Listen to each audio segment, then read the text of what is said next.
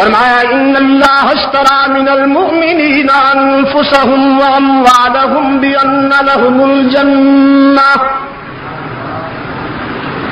يقاتلون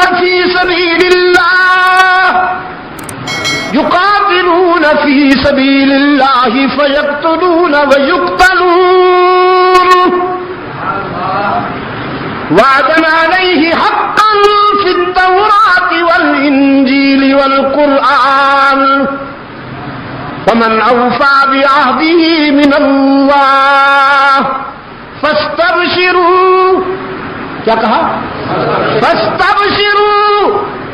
جس نے اللہ سے کیا ہوا وعدہ پورا کر دیا پیغمبر اسے بشارت دے دیجئے، اسے خوشخبری دے دیجئے. بِبَيْعِكُمُ الَّذِي بَايَعْتُمْ بِهِ. یہ وہ تجارت ہے کہ اس میں منافع ہی منافع ہے. سیدنا حسن ابن علی رضی اللہ تعالی عنہما اسلام کے چہرے کی وہ روشن آنکھ ہے. اسلام کے چہرے کی وہ روشن آنکھ ہے کہ جس کے متعلق اللہ کے رسول صلی اللہ علیہ وسلم نے فرمایا ان ابنی ھذا سید. مسجد نبوی میں آپ صلی اللہ علیہ وسلم خطبہ ارشاد فرما رہے ہیں. اپنے نواسے کو آتا ہوا دیکھا سیدنا حسن رضی اللہ تعالی عنہ ایک دروازے کی چوکھٹ کا عبور کرتے ہوئے حضرت حسن رضی اللہ تعالی عنہ گر پڑے. رحمت عالم ممبر چھوڑ کے اٹھے اور جا کے اپنے نواسے کو گلے سے لگا لیا. گلے سے لگا کے ممبر پہ تشریف لائے، گلے سے لگائے رکھا اور خطبہ ارشاد فرمایا. صحابہ کے لیے یہ منظر انوکھا تھا. نگاہوں میں سوال جھلک رہا تھا. اللہ کے رسول صلی اللہ علیہ وسلم نے محسوس فرمایا کہ نگاہیں پوچھتی ہیں آج سے پہلے تو کبھی ایسا نہیں ہوا، یا آج ہم کیا دیکھ رہے ہیں. آپ صلی اللہ علیہ وسلم نے فرمایا ان ابنی ھذا سید. میرا یہ بیٹا سیادت کا تاجدار ہے. اللہ اس کے سر پہ سیادت کا تاج رکھے گا. لعل اللہ ان یصلح بہ بین فئتین عظیمتین من المسلمین. مجھے وحی کے نور سے بتایا گیا ہے کہ مسلمانوں کی دو لڑتی ہوئی جماعتوں کے درمیان میرا یہ بیٹا صلح و محبت کی داغ بیل ڈالے گا اور یہ عنوان مصالحت بنے گا. اللہ کے رسول صلی اللہ علیہ وسلم کی اس بشارت کی تکمیل کا وقت آ گیا جب سیدنا حسن نے رضی اللہ تعالی عنہ اپنے چچا سیدنا معاویہ سے مصالحت کر لی.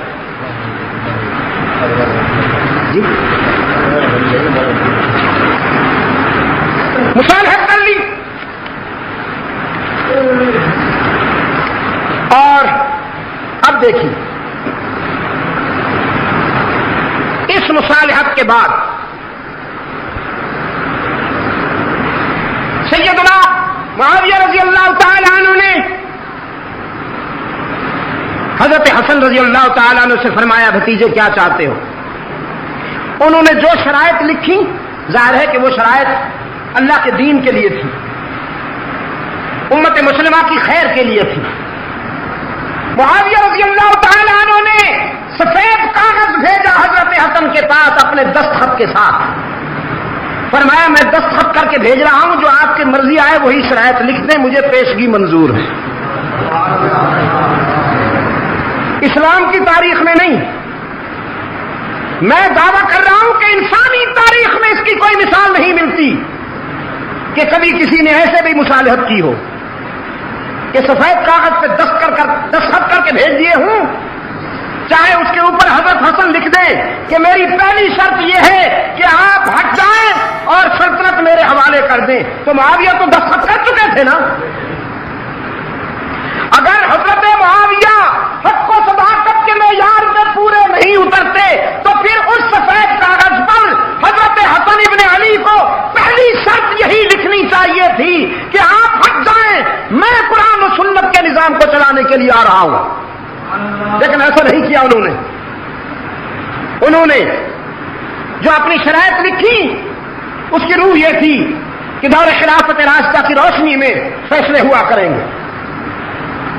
ہمارے جو سچے دوست ہیں انہیں تحفظ ملے گا.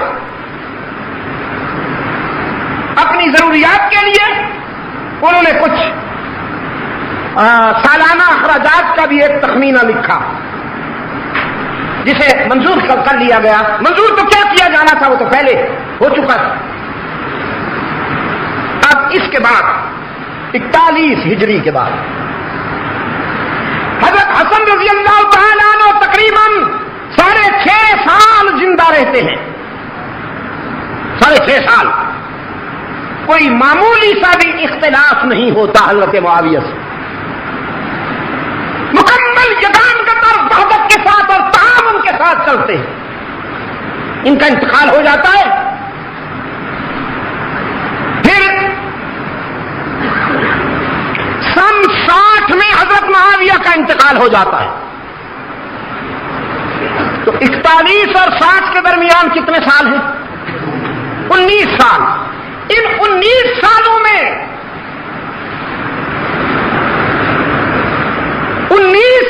میں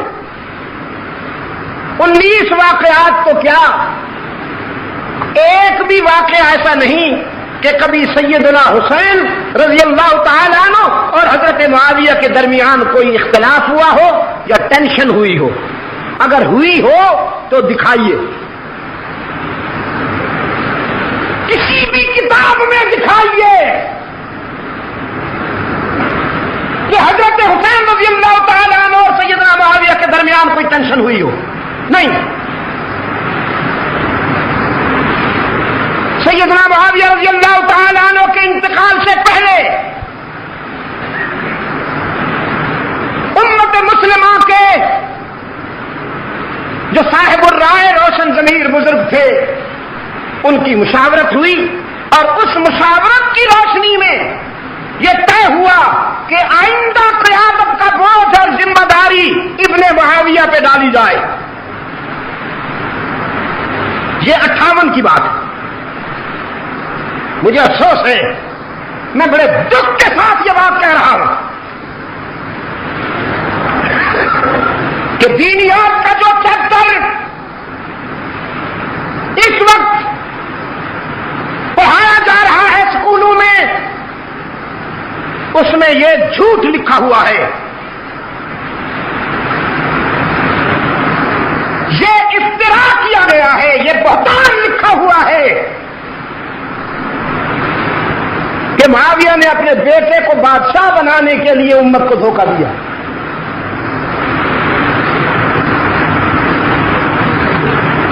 میں آپ سے پوچھتا ہوں, آج اگر کوئی غلط قدم اٹھاتا ہے, کوئی دھوکہ دیتا ہے, مسلمان آج بھی اس پر احتجاج کرتے ہیں. جہاں تک ہو سکتا ہے اس کی گرفت کرتے ہیں.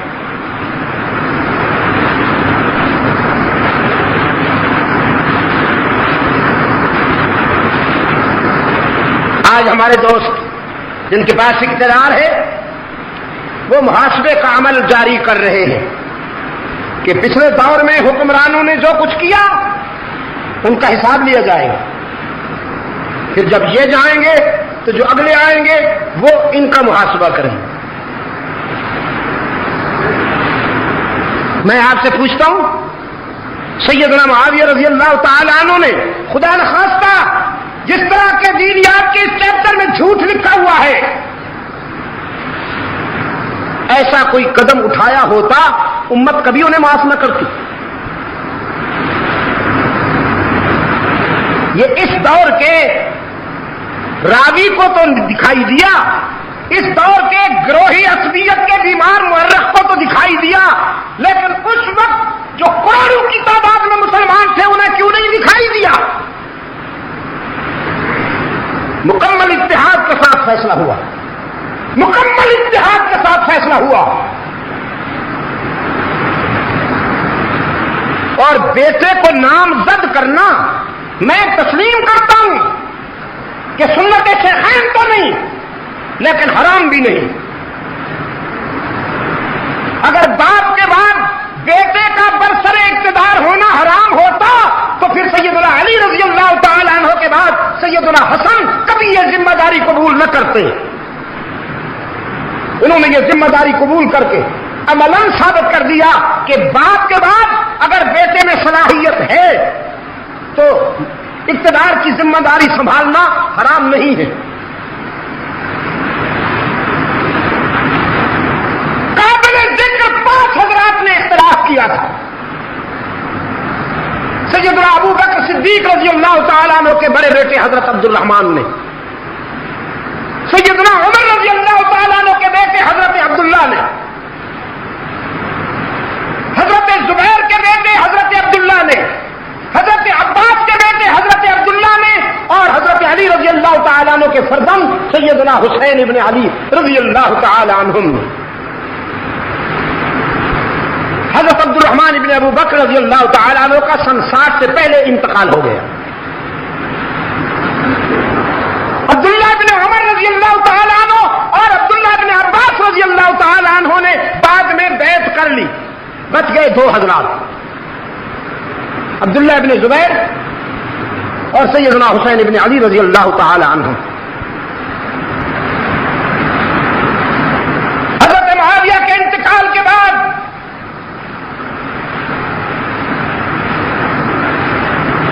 سیدنا حسین ابن علی رضی اللہ تعالی عنہ سے کہا گیا کہ آپ اس سلسلے میں کیا فیصلہ فرماتے. سیدنا حسین رضی اللہ تعالیٰ عنہ کے سامنے 2 راستے تھے. ایک راستہ یہ کہ سیاست میں اختلاف کا وہ رخ اختیار کیا جائے جس رخ کے اختیار کرنے کے بعد 1 لاکھ انسان قتل ہو گئے جمل میں اور صفین میں. اختلاف کا ایک طریقہ وہ تھا، اور ایک طریقہ یہ تھا کہ میں کنارہ کشی اختیار کر لوں. جو نقصان ہو چکا وہ تو میرے بس میں نہیں تھا، لیکن اب یہ تو میرے بس میں ہے کہ میں ایک طرف ہو جاتا ہوں تاکہ محمد عربی کی امت میری وجہ سے خون ریزی میں مبتلا نہ ہو. یہ وہی سوچ ہے جو سیدنا عثمان ابن عفان رضی اللہ تعالیٰ عنہ کی سوچ تھی کہ ان کے پاس اختیار بھی ہے، ان کے پاس اقتدار بھی ہے، ان کے پاس فوج بھی ہے، ان کے پاس قوت بھی ہے، لیکن ان سب کچھ کے ہوتے ہوئے بھی مدینہ کو خون ریزی سے بچانے کے لیے جان دے دی، لیکن امت مسلمہ کو فتنہ و فساد سے بچانے کی کوشش کی. یہ وہی طریقہ تھا جسے سیدنا حسین ابن علی رضی اللہ تعالی عنہ نے اپنانا پسند کیا، اور میں سمجھتا ہوں کہ یہ حسین کا امت پر عظیم احسان ہے.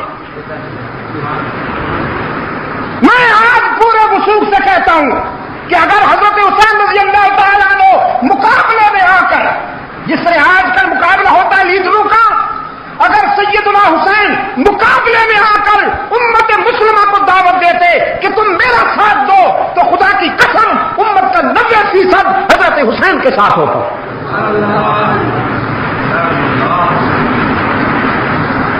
آپ کا ضمیر کیا کہتا ہے؟ آج 1400 سال گزر جانے کے باوجود ہمارے دلوں میں جتنی محبت، جتنا پیار سیدنا حسین کے لیے ہے، خلفائے راشدین کے بعد وہ پیار کسی اور کے لیے نہیں. یہ صرف میری بات نہیں ہے، میرا خیال یہ ہے کہ ہر مسلمان کے احساسات یہی ہیں. اگر اس وقت حضرت حسین رضی اللہ تعالیٰ عنہ تقابل کا راستہ اختیار کرتے تو میرا ضمیر کہتا ہے کہ امت کا 90% ان کا ساتھ دیتا. کہ وہ زخمی سانپ جسے حضرت علی رضی اللہ تعالیٰ عنہ نے پاؤں رکھ کے کچلا تھا، وہ خارجی بے ایمان، وہ منافقین جن کے ہزاروں دہشت سیدنا علی رضی اللہ تعالیٰ عنہ نے اپنے دور خلافت میں ٹھکانے لگا دیا تھا. انہوں نے دیکھا کہ موقع بڑا مناسب ہے. خطوط لکھے, سیدنا حسین کو دعوت دی. اگر وہ خطوط آپ پڑھیں تو حیران رہ جائیں گے. میں کہا کرتا ہوں یوسف کنعان میں اور حسین کوفہ میں. یوسف کنعان میں اور حسین کوفہ میں دونوں مہربانوں کے ڈسے ہوئے ہیں. دونوں کو دوستی کے عنوان سے دشمنی کا سامنا کرنا پڑا. باقر مجلسی کی تحقیق کے مطابق, شیخ مفید کی تحقیق کے مطابق روزانہ ہزاروں خطوط کی بوریاں آتی تھیں حضرت حسین کے پاس کہ مولا ہم تیرے والد گرامی کے مرید ہیں, ہم تیرے غلام ہیں, تشریف لائیے, ہم آنکھیں فرش راہ کریں گے. سیدنا حسین ابن علی رضی اللہ تعالیٰ عنہ نے سب سے پہلے اپنے چچا داد بھائی حضرت مسلم بن عقیل کو اپنا سفیر بنا کے بھیجا کہ تم جاؤ اور کوفہ کے حالات کا جائزہ لے کر مجھے رپورٹ دو. وہ تشریف لے جاتے, کوفہ میں پہنچتے ہی ہر طرف سے آوازیں بلند ہوئی, امام آ گیا. پورا کوفہ عقیدت و احترام سے باہر نکل آئے اور حضرت مسلم رضی اللہ تعالیٰ عنہ کے ہاتھ پہ بیعت کی. مولا قربان جاؤں.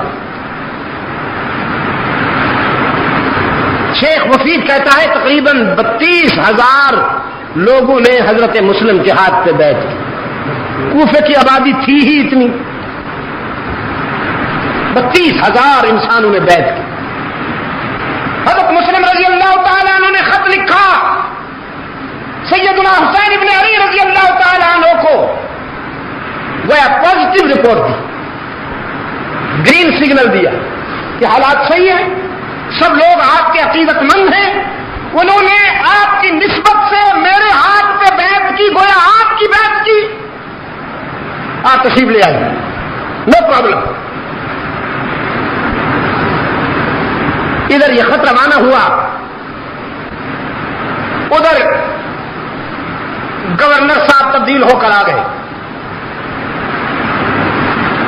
اور گورنر کو راستے میں اطلاع ہو گئی کہ کوفے والوں نے حضرت مسلم کے ہاتھ پہ بیعت کر دی ہے. کل 18 لوگ اس کے ساتھ تھے. کتنے؟ اونلی 18 پیپلس, 18 لوگ.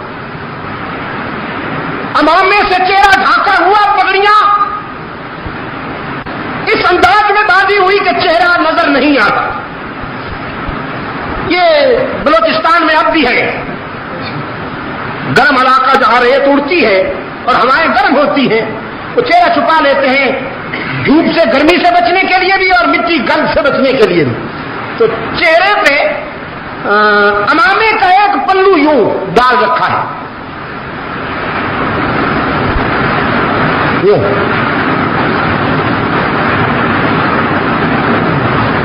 اب کوفہ والوں نے سمجھا کہ حسین آ گیا, کیونکہ چہرہ نظر نہیں آتا. انتظار تو تھی. سیدنا مسلم بن عقیل رضی اللہ تعالیٰ عنہ نے فرمایا کہ میں آیا ہوں, اب وہ آنے والے ہیں. تو کوفہ والوں نے سمجھا کہ حسین آ گیا. پھر سارا کوفہ جمع ہو گیا. السلام علیکم یا ابن رسول اللہ, السلام علیکم یا ابن رسول اللہ, رسول کے بیٹے آپ کے سلام ہو, ہم تو آپ کے منتظر تھے. وہ تو ابن زیاد تھا, سنتا آ رہا ہے اور چلتا بھی آ رہا ہے. جب گورنر ہاؤس پہنچا تو چہرے سے کپڑا ہٹایا اور یوں جو دیکھا تو سارے منافقین کا وضو ٹوٹ گیا, کھسیاں میں ہو گئے. ابن زیاد نے کہا کیا کہہ رہے تھے,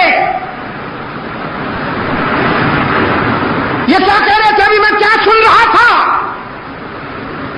کہنے لگے سر وہ تو ویسے ہی کہہ رہے تھے, ہم نے جو اصل بات ہے وہ تو اب کہنی ہے. جو اصل بات ہے وہ تم نے اب کہنی ہے, وہ کیا بات ہے. کہنے لگے جی ہم تو آپ کے غلام ہیں, آپ کے وفادار ہیں, وہ تو سلام کی بات تھی, بس ویسے ہم نے کہہ دی, ہم نے سمجھا شاید وہ آئے ہیں. مطمئن رہیے ہم آپ کے وفادار ہیں۔ اس نے کہا نہیں سوچ کے بولو، میں تمہاری کھال اتار سکتا ہوں، میں تمہاری بیویوں کو بیوہ اور تمہارے بچوں کو یتیم بنا سکتا ہوں، اور فیصلہ کرو کہ تم کس کے ساتھ ہو۔ سارے کم بختوں نے فیصلہ کیا کہ ہم آپ کے ساتھ ہیں۔ تب وہ مسلم بن عقیل کہاں ہے؟ حضرت مسلم بھی اس اجتماع میں موجود تھے، لیکن صورتحال کو دیکھ کر انہوں نے حکمتاً کنارہ کر دیا۔ انہوں نے کہا ہم ابھی پیش کرتے ہیں آپ کی خدمت۔ اب حضرت مسلم رضی اللہ تعالی عنہ پورے کوفہ میں گھوم رہے ہیں، کوئی شخص انہیں پناہ دینے کے لیے تیار نہیں۔ یہی جو پہلے مولا قربانت سوم، مولا قربانت سوم کہتے تھے، اب وہ پناہ دینے کے لیے گھر میں گھسنے کے لیے بھی آپ اجازت نہیں دیتے۔ دن گزر گیا، رات آ گئی، بولے کتوں کی طرح ابن زیاد کے فوجی اس کے پیچھے پڑے ہوئے ہیں، اور حضرت مسلم پتھریلی زمین پر، نوکیلے پتھروں والی زمین پر ان سے بچنے کے لیے کوفہ کے گلی کوچوں میں چلتے ہیں۔ ایک جگہ پر ٹھوکر لگی، گرے، منہ ایک پتھر پہ جا لگا، سامنے کے کچھ دانت ٹوٹ گئے، خون کا فوارہ نکلا،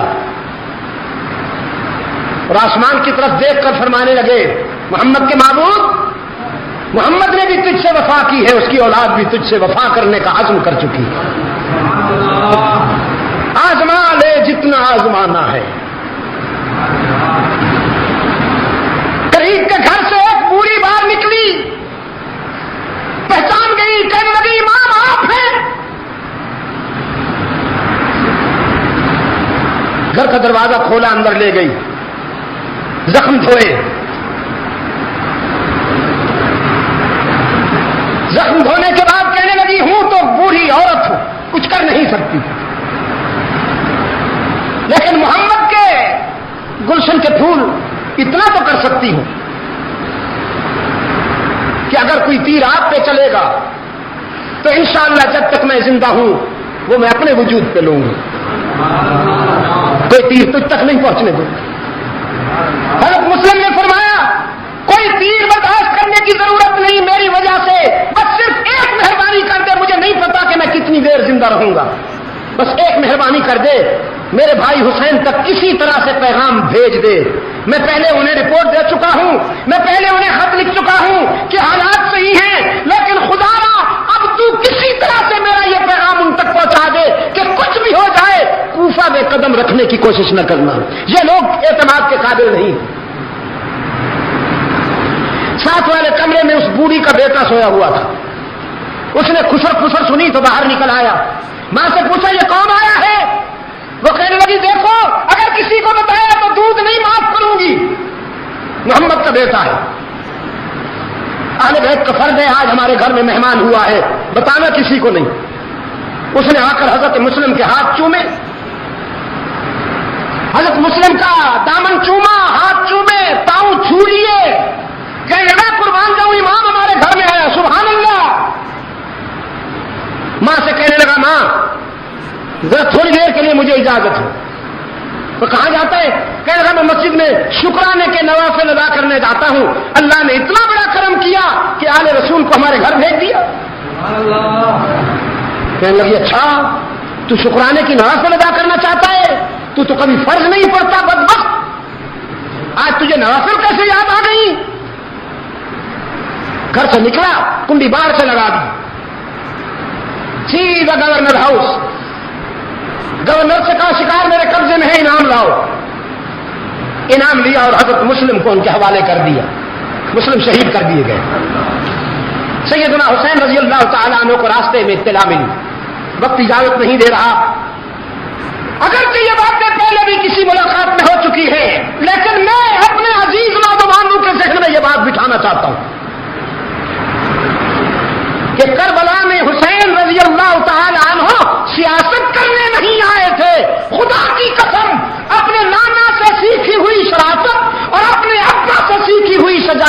مظاہرہ کرنے آئے.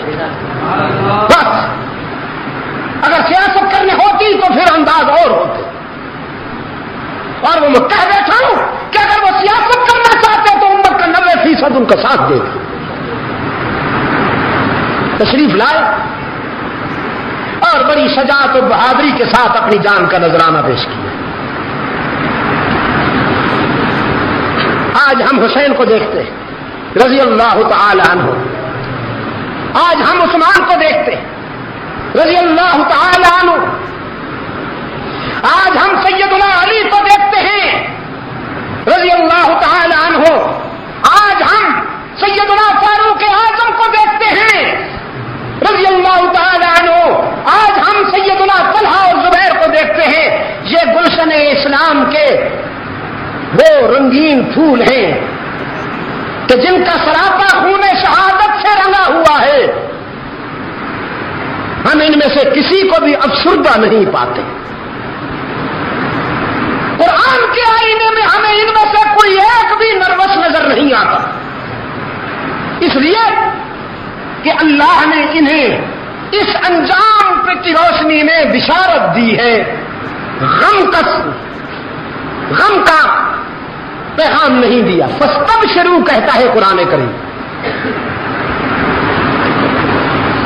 فرمایا ان اللہ اشترى من المؤمنین انفسهم واموالهم بان لهم الجنہ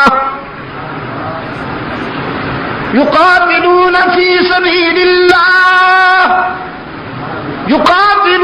في سبيل الله فيقتلون ويقتلون وعدا عليه حقا في التوراة والإنجيل والقرآن ومن أوفى بعهده من الله فاستبشروا. کیا کہا؟ فاستبشروا. جس نے اللہ سے کیا ہوا وعدہ پورا کر دیا پیغمبر اسے بشارت دے دیجئے, اسے خوشخبری دے دیجئے. بِبَيْعِكُمُ الَّذِي بَايَعْتُمْ بِهِ. یہ وہ تجارت ہے کہ اس میں منافع ہی منافع ہے. تو پھر جن کرداروں کو اللہ کی طرف سے بشارت ملے, پشاور کے روشن ضمیروں, جن کرداروں کو اللہ کی طرف سے خوشخبری ملے, وہ کردار قابل ماتم ہے یا قابل فخر؟ فاروق اعظم قابل ماتم ہے یا قابل فخر؟ عثمان قابل ماتم ہے یا قابل فخر؟ حالانکہ مظلومیت کا یہ عالم ہے کہ کربلا میں 3 دن پانی بند اور مدینہ کے شہید کے لیے 40 دن پانی بند. مظلومیت کا یہ عالم ہے کہ 3 دن حضرت عثمان کی میت پڑی رہی بے گور و کفن. تاریخ منافقت کے درندے کسی کو قریب نہیں آنے دیتے. میں نے رات بھی کہا جو کنواں خرید کر کے امت کے لیے وقف کیا اسی کنویں کا پانی بند, جو مسجد خرید کر کے توسیع کی اور عمارت اس کی بنائی اسی مسجد میں نمازوں پر پابندی لگائی گئی. اور شہادت کے تیسرے روز رات کی تنہائی میں عثمان ابن عفان کو جنت البقیع کے کونے میں دفن کر دیا گیا. لیکن اس قدر مظلومیت کے باوجود, اس قدر دردناک شہادت کے باوجود ہمارا عثمان قابل ماتم نہیں, قابل سیدنا علی بھی قابل ماتم نہیں, قابل میں سچ کہتا ہوں میرا پیارا حسین بھی قابل ماتم نہیں, قابل فخر ہے. ماتم منافقین کے لیے, ماتم ظالموں کے لیے, ماتم ہارنے والوں کے لیے حسین نے جان دے کر جیت لیا. حسین نے دنیا کی فانی زندگی دے کر ابدی زندگی حاصل کر لی. وہ گلشن ارم کا مہکتا پھول ہے, جنت میں مسکراتے ہوئے نظر آتے ہیں. رحمت عالم کے دامن رحمت میں بیٹھا ہوا حسین فتح و کامرانی کی بشارتوں میں نظر آتا ہے. میں اس پہ کیوں ماتم کروں, مجھے اس پہ فخر تھا, فخر ہے اور فخر رہے گا.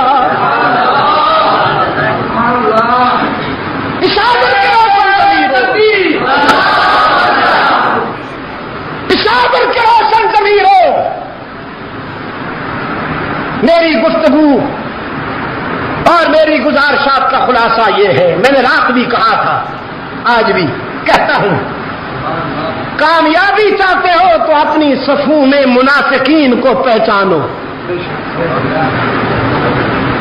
کامیابی چاہتے ہو تو اپنی صفوں میں ان منافقین کو پہچانو جو دوستی کے لبادے میں دشمنی کرتے ہیں۔ جب تک ان کو نہیں پہچانو گے، وقت کا عثمان بھی شہید ہوتا رہے گا، وقت کا حسین بھی ذبح ہوتا رہے گا، اور وقت کا اسماعیل شہید بھی ذبح ہوتا رہے گا۔ منافقین کو پہچانو۔ میں نے رات گفتگو کی، ہم نے جامع مسجد سبز پیر میں دن کو گفتگو کی، اب بھی میں نے اپنی گفتگو کی۔ اس میں آپ نے محسوس کیا کہ کوئی امن و امان کے خلاف بات ہوئی ہے؟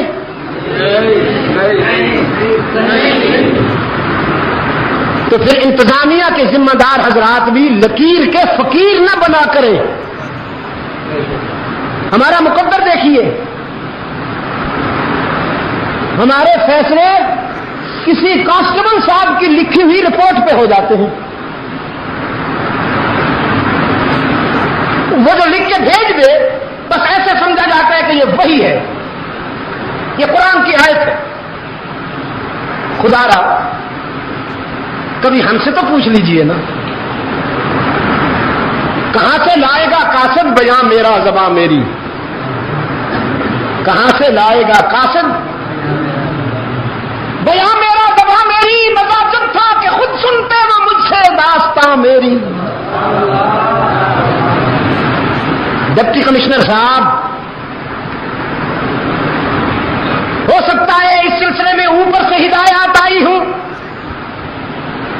کہ شاہ صاحب اگر ہم نہیں تو وہ بھی نہیں، ان پر بھی پابندی ہونی چاہیے۔ پشاور میں مجھے کم و بیش 25-30 سال ہو رہے ہیں، میرے سامنے جو بچے تھے بچوں والے بن بیٹھے، گزشتہ 30 سالہ تاریخ ریکارڈ ہے۔ آپ ثابت کیجئے کہ کبھی میرے جلسے میں بدامنی ہوئی ہو؟ میں تو سزا بھگت رہا ہوں، بدامنی پھیلانے والوں کا ساتھ نہیں دیتا ہوں تو سزا بھگت رہا ہوں، مجھے تو دار اسلام سے نکالنے کی کوشش ہو رہی۔ ہاں، ہم نے ہمیشہ تعمیر کی ہے، ہم محمود حسن کے وارث ہیں۔ میں یہ